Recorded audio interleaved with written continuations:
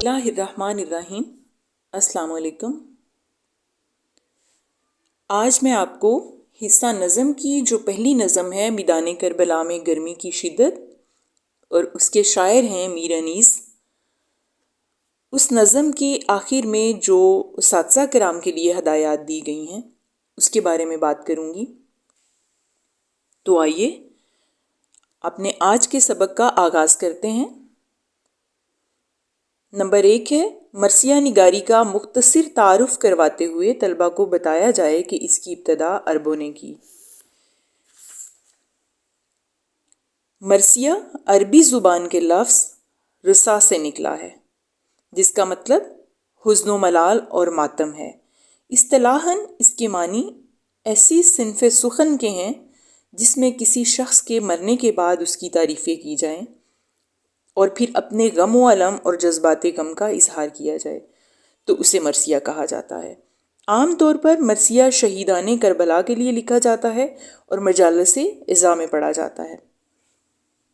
مرثیے میں فوت شدگان کے مناقب اور مصائب کا بیان ہوتا ہے۔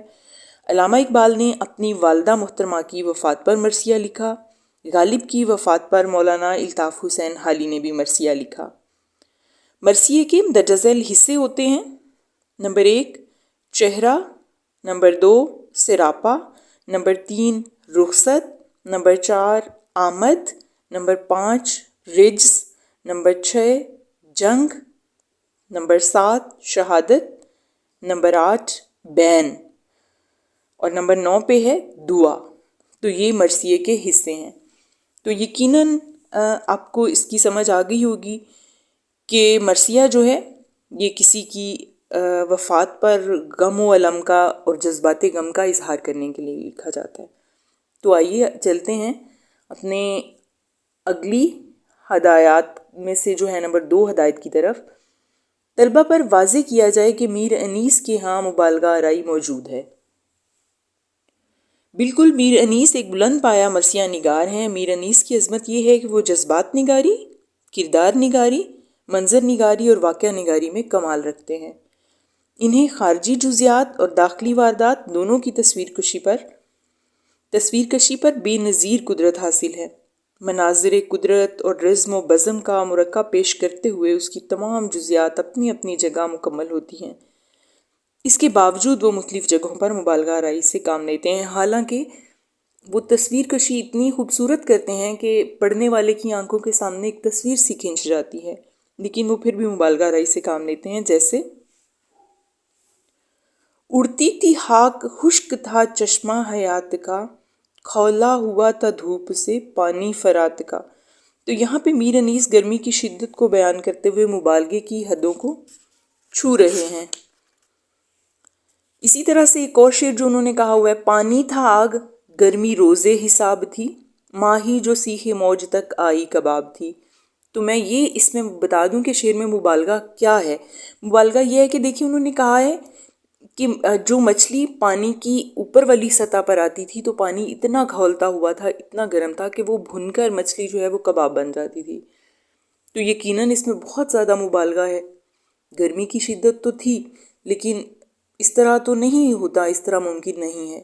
تو یہ ان کے اشعار میں مبالغہ آرائی موجود ہے یقیناً۔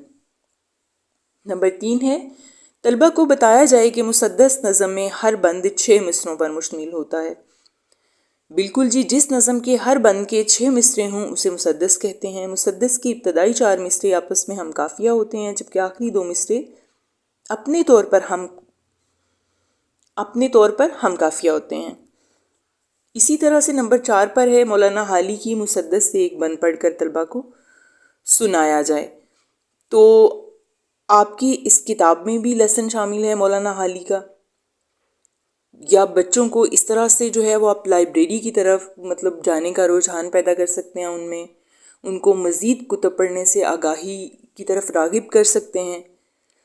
تو آپ انہیں بتائیں کہ اس طرح سے مولانا الطاف حسین حالی کی جو مسدس ہے جو 6 بند پر مشتمل ہے، ان کی نظموں پر مشتمل کوئی یا مسدس پر مشتمل کوئی بک ڈھونڈیں اور اس میں سے جو ہیں نظمیں جو ہیں وہ ایک دوسرے کو پڑھ کے سنائیں۔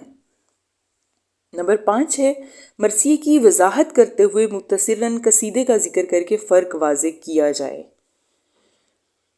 جی ایسی نظم جس میں کسی امیر آدمی یا حاکم وقت کی شان لکھی جائے اسے قصیدہ کہا جاتا ہے، ٹھیک ہے، اور قصیدے میں شخصی اوصاف بیان کیے جاتے ہیں جن میں بھی مبالغہ آرائی ہوتی ہے۔ تو اب مرثیہ آپ کو سمجھ آ گئی کہ مرثیہ جو ہے وہ کسی کہ جو شخص یا جو انسان جو فوت ہو چکا ہوتا ہے اس کے غم کے اظہار کے لیے، اپنے جذبات کے اظہار کے لیے مرثیہ لکھا جاتا ہے، لیکن قصیدہ جو ہے وہ کسی امیر آدمی یا حاکم وقت کی شان میں لکھا جاتا ہے، اسے قصیدہ کہا جاتا ہے۔ تو اس طرح سے یہ واضح فرق ہے دونوں میں۔ قصیدے میں شخصی اوصاف بیان کیے جاتے ہیں جن میں مبالغہ آرائی بھی ہوتی ہے۔ اسی طرح سے نمبر 6 ہے طلبہ کو میر انیس ہی کا ایک مرثیہ میدان کربلا میں صبح کا منظر بھی پڑھ کر سنایا جائے۔ یہ بہت ضروری ہے کہ آپ طلبہ کو